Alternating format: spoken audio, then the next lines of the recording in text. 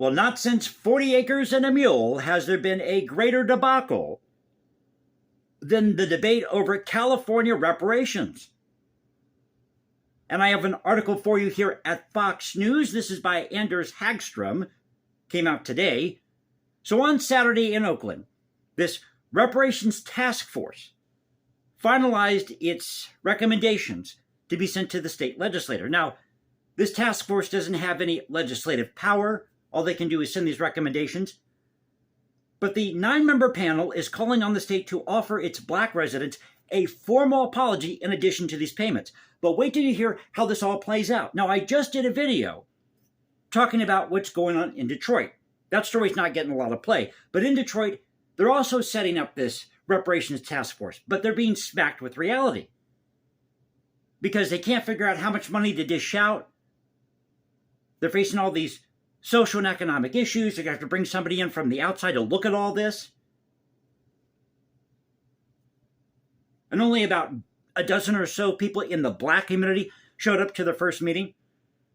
And now Kansas City is putting together a reparations task force. Quote, reparations are not only morally justifiable, but they have the potential to address long-standing racial disparities and inequalities. This according to Representative Barbara Lee, Democrat of California, who said this after the meeting. Now, what exactly are these long-standing racial disparities and inequalities? And how do you really define race? Because you see, back in the 1800s, in the 19th century,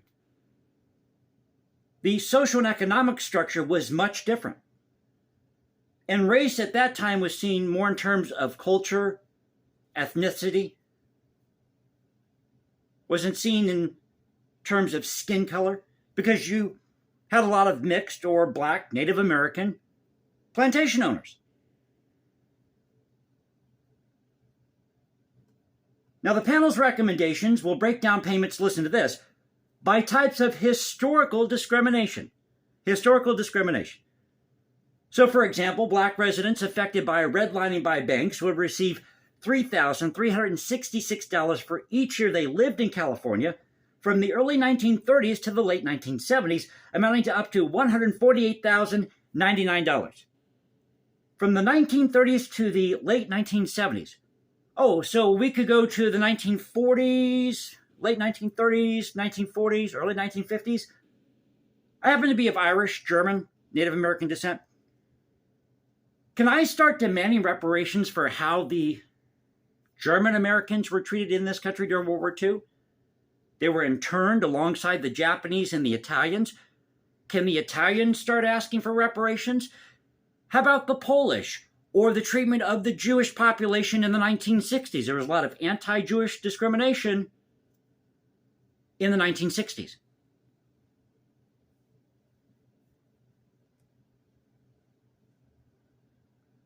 Black residents could receive roughly $2,352 in compensation for over-policing and mass incarceration for each year that they lived in California. Between 1970 and 2020, those payments could possibly amount to $115,000 or more. So a black Californian, they're saying here, a black Californian who is 71 years old, who has lived in California his entire life, could receive up to $1.2 million. You can't keep up with all these numbers, folks. You just can't. He could receive up to $1.2 million, according to analyses from the New York Times. This is starting to sound like gradual emancipation, because remember, with gradual emancipation, it wasn't the slave who was freed. It was generally their offspring after so many years of service.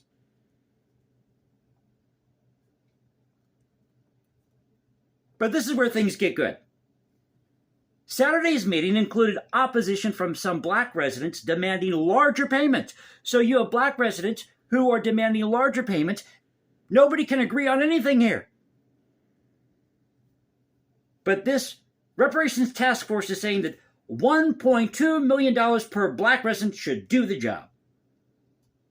An activist identified as Reverend Tony Pierce was one of more of the outspoken people at the gathering, making reference to the famous 40 acres and a mule promised to former slaves when he took the podium.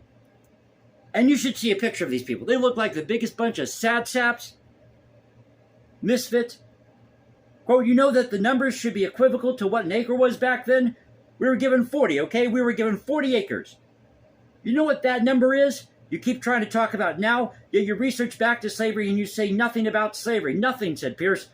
So the equivocal number from the 1860s for 40 acres today is 200 million. He wants 200 million for every black resident in California. Why don't we just make it 500 million? Maybe $1 trillion for every black resident in the United States who was ever wronged, got a relative who was involved in slavery or victim of slavery, Jim Crow.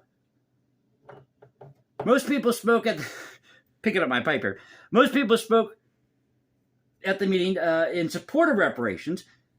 Despite such agreement, however, sparks flew throughout the chaotic, emotionally charged gathering as arguments broke out. Indeed, many attendees spoke out of turn and interrupted each other, leading Kamala Moore, the task force chair, to call for security to remove people multiple times. I'm going to make a prediction here. You wait and see.